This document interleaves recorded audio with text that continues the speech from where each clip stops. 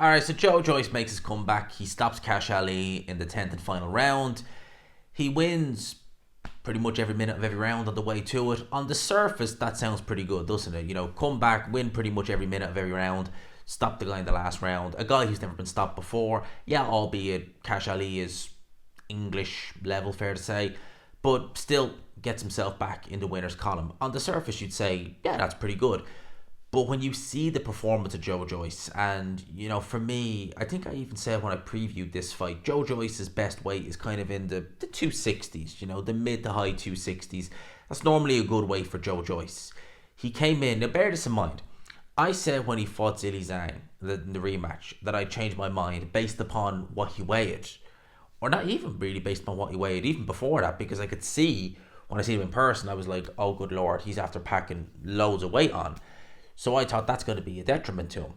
Well, he came in even heavier in this fight. And I've always said it. I know heavyweights don't have to make weight. One of the perks of being heavyweight is that it's one of the trade-offs as well. Yeah, there was a 3-stone weight discrepancy in this fight. I mean, you don't see that in any other weight divisions. They don't have to make weight, but there is an ideal optimum weight for most heavyweights. For example, Alexander Usyk doesn't need to make 220 pounds. He could weigh in at 240 pounds, but he's smart enough to know I'm going to be at my best at 220 as opposed to 240. The weight gain would not help me. You look at Deontay Wilder when he fought Fury in the rematch, or the trilogy fight, he was 237, 238, something crazy like that. If he'd have been his normal weight, which is in around the 2 teens, potentially could have been a different story. So bigger is not always better, is what I'm saying. And Joe Joyce came in 286. He was even heavier than he was against Zhang.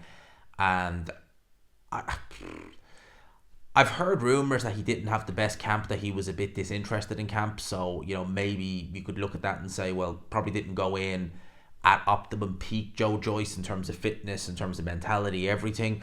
But the weight certainly didn't help him. Because Joe Joyce in this fight, I was able to look pretty early on and see, okay, when he lets the shots go to head and body, because he swapped it up quite good to head and body, to be fair, he was having success. He was hurting Cash Ali to the body. It was taking the wind out of Cash Ali's sails.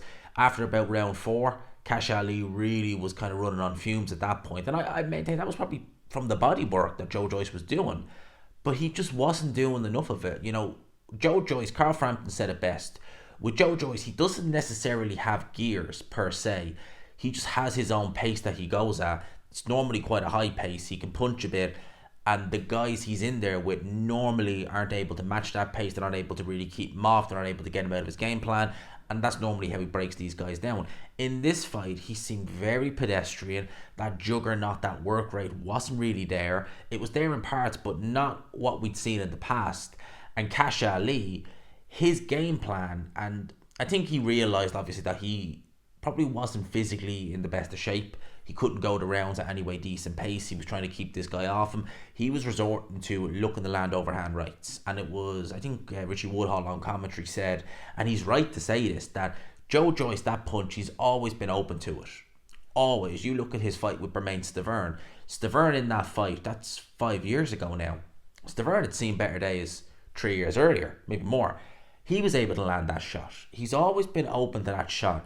And it's amazing that between all the trainers he's had, because he's had Ishmael Salas, Abel Sanchez, I think he's had a few trainers. I'd be listing them as a new trainer for this fight. He's never been able to adjust and never able to get his defense to stop that right hand landing. He's always been open to that shot. And you'd think Joe Joyce would know, right, I'm getting hit with that shot a lot, hold the glove up, move my head a little bit, be wary of the overhand right, but he's not. He's always been open to that shot. And again, the defense from Joe Joyce, he's never been Pernell Whitaker in there, but you're coming off the back of 2 devastating knockout defeats. Well, 1 devastating knockout defeat, 1 defeat where you just, you got bashed up. And your defense is still fairly open. Like, again, as I said, he's not going to be Pernell Whitaker in there. But you would assume that he would tighten it up a little bit, that he would be a bit more cognizant of defense, given what happened in his 2 previous fights, but not really. Again, and this Joe Joyce performance, on the surface you could say, a knockout win is a knockout win, it's nice, but there's a lot of red flags from this fight. And personally for me, there's talk, Frank Warren was mentioning, there might be big fights lined up. I don't want to jump the gun, but based upon this performance, if this is the Joe Joyce that we have now and he can't improve on this, I'd say stick a fork in him. I would. I would say stick a fork in him. I would say Joseph Parker, who he's already beaten, mind you, but certainly the Joseph Parker we've seen against Zhilei Zhang and against Deontay Wilder, he would beat Joe Joyce. Daniel Dubois, who we've seen against Jarrell Miller, would beat Joe Joyce. Hrgovic, as poor as he's looked in his last couple of fights, would probably still beat Joe Joyce. Kabayel would likely beat Joe Joyce. Joshua, Fury, Usyk, etc. These would all beat Joe Joyce at this stage. The only person who, and I wouldn't even necessarily consider him a top heavyweight, more so just the name, that I would look at and say probably would favour just slightly Joe Joyce, would be someone like a Dylan White. But, that performance from Joe Joyce was not good. It didn't really impress me. Again, Kash Ali fatigued quite badly as the fight progressed, and Joe Joyce was able to find a shot in the 10th round and ultimately stop Kash Ali. Kash Ali did get to his feet, the referee waved it off. He was done. He was finished.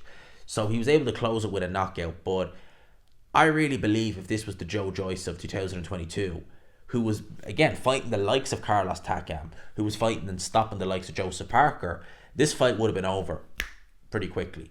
Yeah, pretty damn quickly. That guy had a much better engine. He was, again, he never really went through the gears, but he was able to set that pace and stick with it. It was very sporadic. He looked like someone who was just too heavy, a bit disinterested, and probably was disinterested in camp, quite frankly. So, not a good performance from what I've seen from Joe Joyce. If he plans on fighting on those Saudi shows, if he's looking to go down the road of having a Dubois rematch, get himself back in the title contention, he's going to need to shift about 20 pounds. Roughly about 20 pounds of weight. And he's really going to need, again, maybe it's the fact he's 38 years old. He's not a young man anymore. I know heavyweights, they do tend to develop quite late. Like you look at someone like Anthony Joshua, he could be coming into his prime years now, we don't know. But normally at the age of 38, you're not going to be as good at that age as you would be if you were 29, 30. For the most part. There are anomalies, but for the most part, it's pretty much a steadfast rule. And I just think that's the case as well with Joe Joyce. So a performance, a win, but a performance that is not going to send shockwaves through the heavyweight division. It's not going to have people standing up and taking notice. Certainly not.